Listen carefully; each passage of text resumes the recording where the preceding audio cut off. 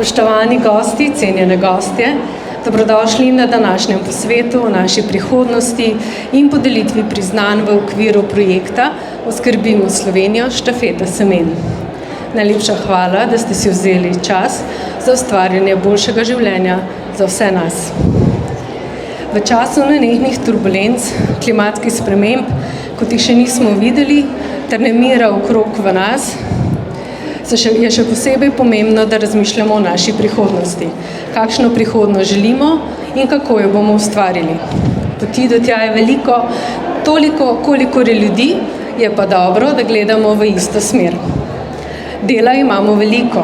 Prav vsako področje našega življenja in naše družbe je potrebno prevetritve in sprememb, ki bodo ustvarile boljše življenje. Izkušenj je mnogo, tako naših lastnih, kot izkušenj naših prednikov. Čas je, da jih uporabimo. V naši prihodnosti se bomo danes pogovarjali z našimi častnimi gosti posveta in zbrali vaše vprašanja in pobude, ki se vam porajajo med posvetom.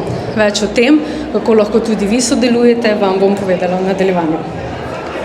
V združenju Eko-civilna iniciativa si že leta prizadevamo za svetlo, trajnejšo prihodnost, da jo bomo ustvarili z roko v roki, z naravo in naše zanamce.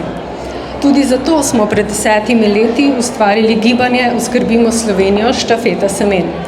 Veseli smo, da je to v tem času postalo vseslovensko gibanje, ki od prvega dne ustvarja prehransko samooskrbno varnost in ohranja avtohtona, domača, slovenska semena ter sonaravno pridelavo hrane. Načelo štafeta semen je: najmanj 11 zrn semen poseješ, 11 jih izmenjaš, 11 pa jih shraniš. Vsako leto se tako na našo pobudo in z našo pomočjo aktivira vse več posameznikov, pa tudi inštitucij, kot so šole, vrtci, druge vzgojno-izobraževalne ustanove in društva, ter poskrbijo za boljšo prihodnost. Iz te pobude so nastale tudi druga gibanja in projekti, kjer ljudje izmenjujejo svoje dobrine. Morda ste tudi vi del njih. Današnji posvet bo moderirala gospa Irena Rotar, predsednica združenja Eko-civilna iniciativa Slovenije, Združenja za trajnostno prihodnost. Posvet bo sestavljen iz 2 sklopov vprašanj, predvidoma do 5 minut v vsakem sklopu za posameznega govorca. Vabimo vas, da gostom posveta svoje pobude in vprašanja napišete na liste, ki so v mapi, ki bo med posvetom krožila med vami. Vprašanja oddate lahko v mapo, ki bo krožila, ali pa tamle ena košarica, pa jih lahko oddate tja noter. Nanje bodo gostje posveta poskusili odgovoriti med ali po posvetu. Prosimo vas za prijazno in spoštljivo komunikacijo, kolikor boste z njimi komunicirali direktno. Ne glede na to pa, ali boste odgovore prejeli že danes, bomo vse vaše pobude in vprašanja zbrali in odločevalcem podali pisne predloge za izboljšanje pogojev za ustvarjanje trajnostne prihodnosti, kot to naredimo običajno. To bomo naredili v najkrajšem možnem času, odgovore pa, ko jih prejmemo, objavili na naši spletni strani www.ekoci.si. Če želite biti o tem obveščeni, pa tudi o nadaljnjih dogodkih in aktivnostih, vas vabimo, da nam svoje podatke podate in jih vpišete v seznam, ki bo prav tako krožil med vami. Po končanem posvetu pa lahko to storite na razstavnem prostoru Ekocija, ki je pri stopnicah. Med posvetom bomo na zaslonu pokazali utrinke iz aktivnosti naših častnih gostov in tudi štafete semen. V 4. delu našega druženja pa boste spoznali zavzete, srčne ljudi, ki s svojimi dejanji aktivno soustvarjajo trajnostno prihodnost in sodelujejo v gibanju Oskrbimo Slovenijo štafeta semen. Podelili bomo namreč priznanja in zahvale vsem, ki so sodelovali v projektu. Vabimo vas, da ostanete z nami, da jih spoznate in da tudi vi praznujete njihove uspehe. Ko se naša prireditev konča, vas vabimo, da nas obiščete na našem razstavnem prostoru. Tam že poteka izmenjevalnica semen in znanja ter cepičev starih sadnih sort in prikaz, kako smo lahko delno oskrbljeni tudi na balkonu in zelenici.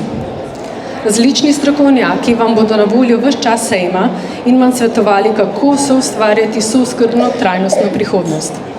Kupite lahko domače izdelke samooskrbe iz rajskega vrta obilja in spoznate dobrote iz slovenske črne soje. Stekleničke s filtrom Water to go, ki vam omogočajo pitje čiste vode, kjerkoli že ste, in knjige o samooskrbi, duhovnosti in novih družbenih rešitvah. Ustvarjalci posveta se nam bodo po posvetu tudi pridružili na razstavnem prostoru. Gospod pater Karel Gržan in gospod Anton Koman pa bosta tudi podpisovala knjige, ki jih lahko tam tudi kupite, če jih imate sabo. Zato vabljeni na skupno druženje. Naj še povemo, da se dogodek snema. Posnetek bo objavljen na YouTubeu na kanalu 8. generacija, povezavo do posnetka pa bomo objavili tudi na naši spletni strani in Facebook stranih Ekoci in Oskrbimo Slovenijo štafete semen. Tako, zdaj pa lahko končno pričnemo s posvetom. Za začetek pa lahko pozdravimo naše gostitelje, gospoda direktorja Celjske uprave oziroma Celjskega sejma. Hvala lepa.